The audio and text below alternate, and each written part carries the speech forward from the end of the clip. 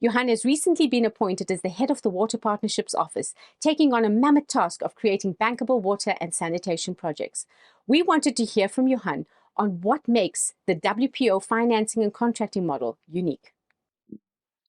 Yeah, Chantal, I think if one looks at the water services and the water sector side, it's one of the more difficult sectors to finance. And if we look at the public sector, firstly, I think the responsibility for the provision of water services lies with government, lies with municipalities.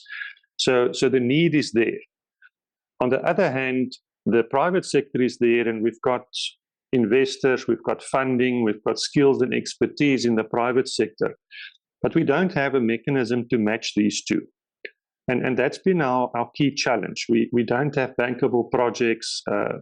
We don't know how to structure, how to prepare these projects so that it can attract the private sector participation.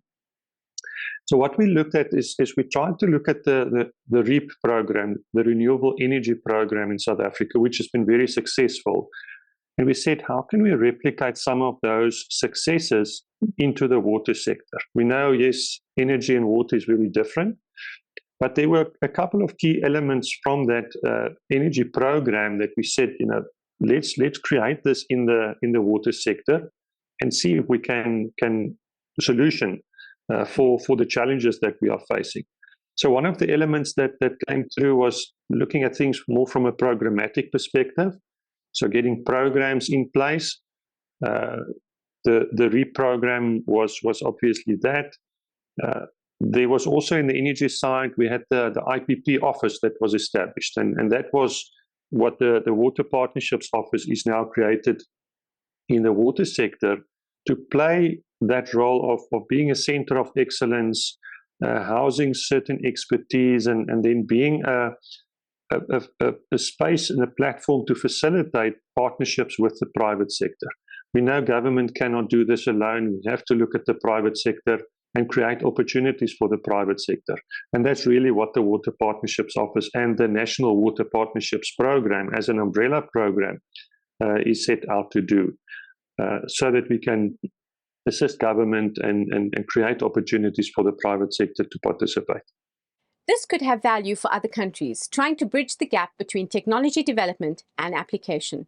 We also wanted to know how the WPO was prioritizing the needs of the country, in addition to scaling the water reuse program.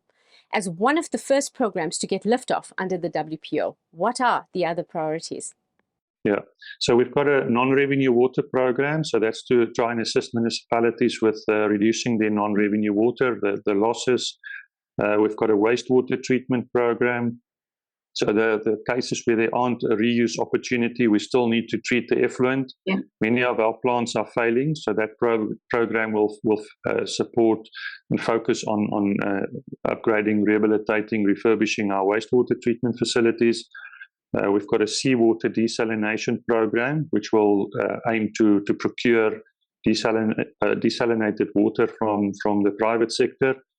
There's a non-sewage sanitation program, which is focusing on bringing in the new toilet technologies that uses less or no water, and apply that and really provide a platform to start scaling that.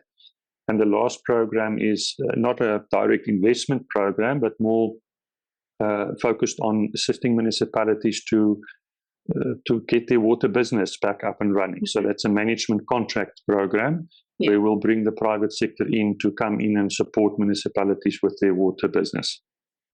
Johann has highlighted the role of financing, contracting, and strengthening the business of water utilities as critical to innovation adoption.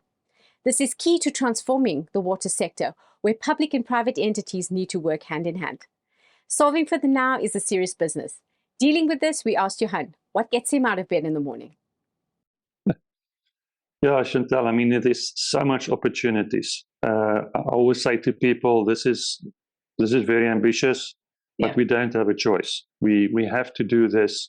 We have to try and see, otherwise we're going to be in a severe challenge. So it's just that I think the excitement and the opportunity that this creates and trying to make a difference and see how we can solve for some of the challenges in the water sector.